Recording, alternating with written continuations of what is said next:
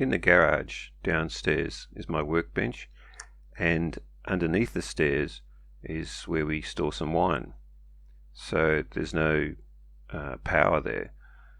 So about maybe 2 years ago, I put in a little project with an LED strip and a passive infrared sensor that lights up, takes 1 or 2 seconds to come to full light, allows you to hunt around for a suitable Merlot, and then after a minute or so it will fade out and go back to sleep, thus saving a lot of energy, and really only have to replace those batteries about once every year or so.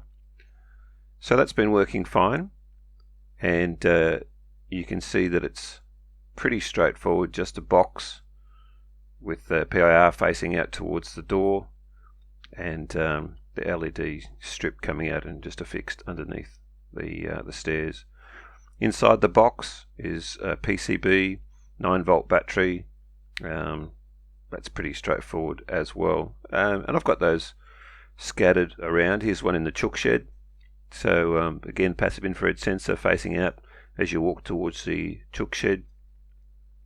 A little light dependent resistor there, an LED strip as you open the door, and an LED strip leading into the chook shed as well. So yeah, they're all working fine. Here's the problem area. So this is opening up, coming down the stairs. It's quite dark, and just looking to light that in some way with this project.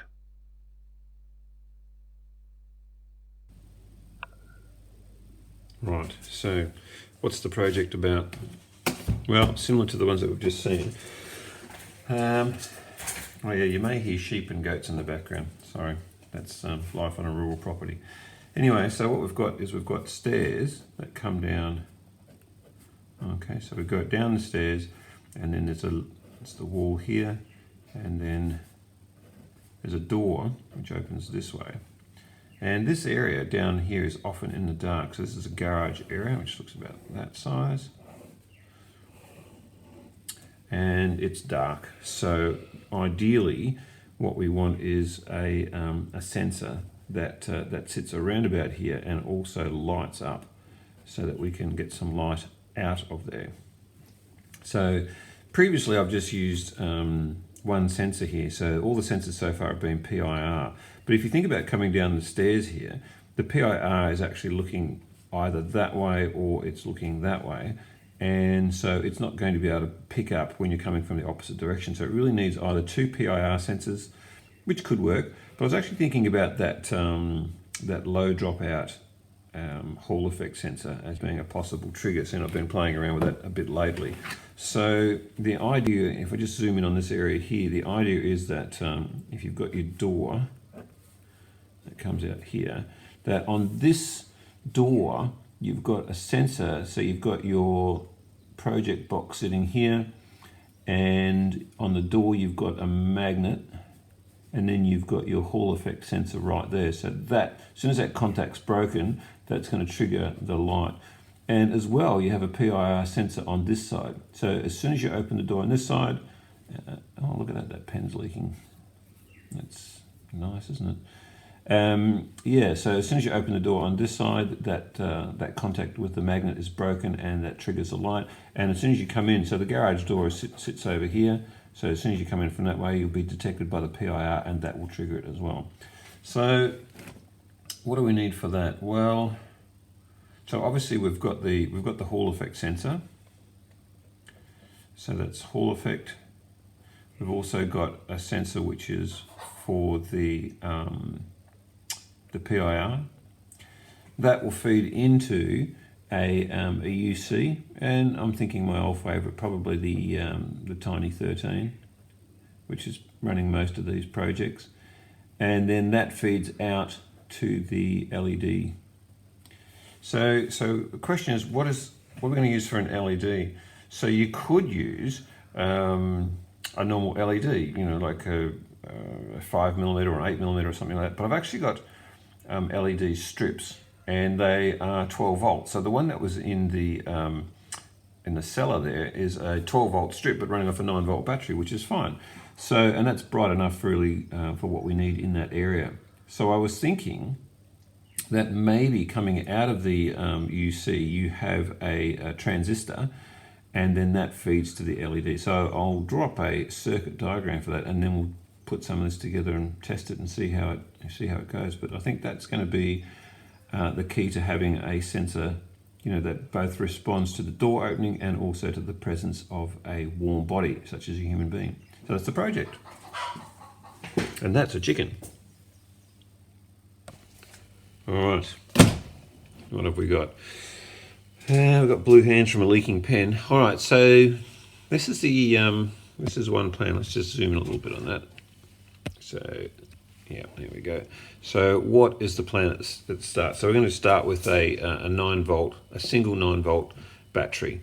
And then that feeds into a regulator. So I think I'll use the HT7305, which is a very low dropout regulator, which should give us 5 volts out with a couple of capacitors here, and that 5 volts then should feed very nicely into the microcontroller, the PIR, and the Hall effect sensor, all of which are 5-volt tolerant, so that should be fine. So once the circuit's up and running, this shouldn't consume an awful lot of power, given that it's low dropout. This should be sleeping, and these guys are both don't use an awful lot of current either. So this is one of the ones that's just come in. So some of the Hall effect sensors that I've used before do consume a fair bit of current. Sort of 5 milliamps is pretty common, which is way too high for something that's just waiting for something to happen.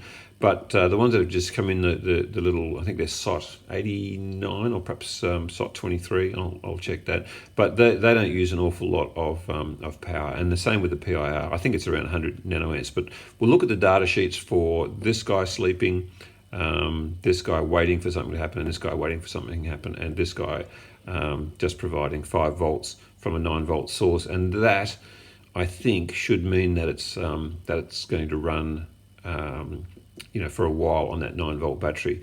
So the current ones that I've got, which are just using a PIR, not the Hall effect sensor, but a very similar setup, they run for a year or so. So that's what I'm hoping for. All right, so then finally something happens. So either we detect a warm human coming into the garage, or the door is opened, and therefore the A-Tiny 13 wakes up and then triggers via this little resistor here, triggers an NPN. I know that's not a standard transistor symbol, but I was just sort of thinking out loud when I wrote this down. And I'll probably use my old favourite, the SS8050, an NPN. I might look at maybe a MOSFET for that one. I'm not really sure, so still a question mark over that. But anyway, through the base, that should then trigger the current through from the collector through to the emitter, and that should be a 9-volt via the LED strip, a current limiting resistor, and that should be fine. Now I'll probably do what I've done with the other project, which is to bring the light up fairly quickly within 1 or 2 seconds, hold it for maybe a minute or so, and then to slowly fade out. That seems to work pretty well. So I'll gather the bits and pieces for that, breadboard it up, prototype it, make sure it's all working okay, and then we'll put it together. So here's the fritzing diagram, which shows all the bits and pieces, and then it was just a matter of translating it to a breadboard, and you can see there the voltage regulator, the A-Tiny, the PIR, and the Hall effect sensor.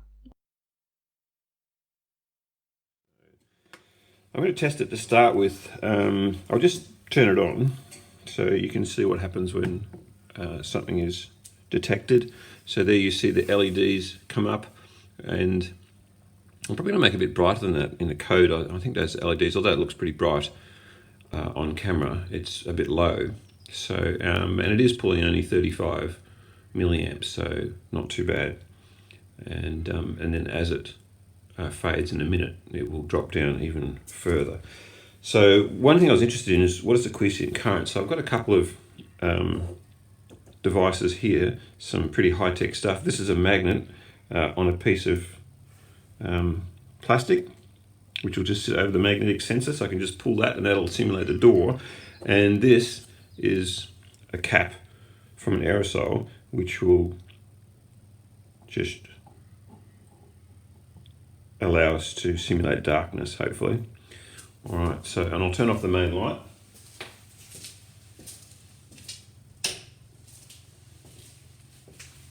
And it's been about a minute, so expect that the PWM will start bringing, you can see the current's dropping rapidly as it drops off.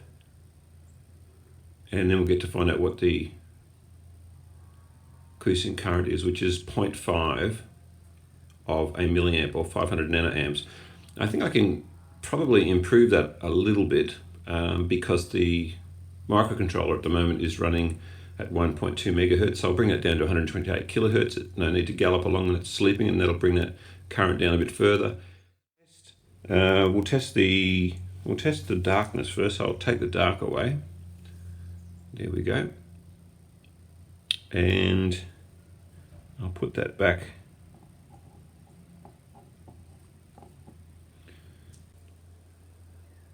Okay, so back to sleep again.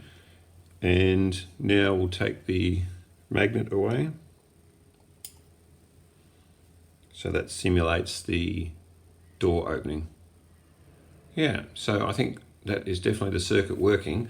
So my next stage of this project is to now put it onto a PCB, miniaturize it if you like, and stuff it into a project box, which looks like this guy, and stick it on the wall.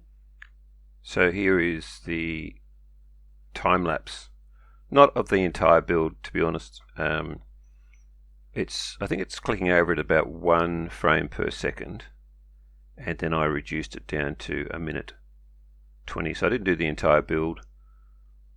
Did about half, I suppose. I guess it took about 25-30 minutes to put it all together. So, and in the end, as you'll see, I didn't use that entire PCB, so I chopped that in half, and that'll live in another project at some stage. So I'm just cramming it up one end of the PCB. I've got my 8-pin adapter, the HT7350 is in, and that's the transistor going in now. And now I'm just preparing, that's the output for the LED, and I'll put together the PIR as well. So just adding the leads for that, and some shrink wrap as well. Yeah.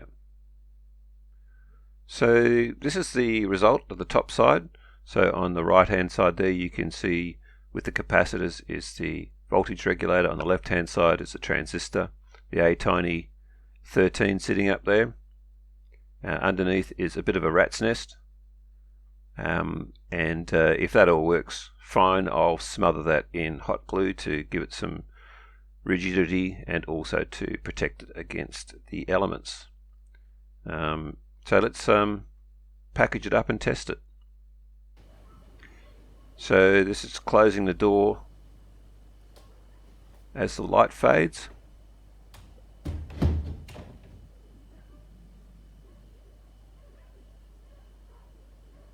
And then we open it up, and within a second or so it comes up to full brightness. So that's working fine. It's all blue tack there at the moment, but I'll put it on more permanently. Here's the fade out from that. I'm stage left at the moment, so then I walk in,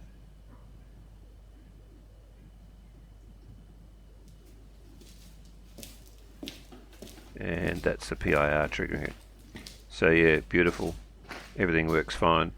I'll put links on the blog to all the main components that I've used for this one.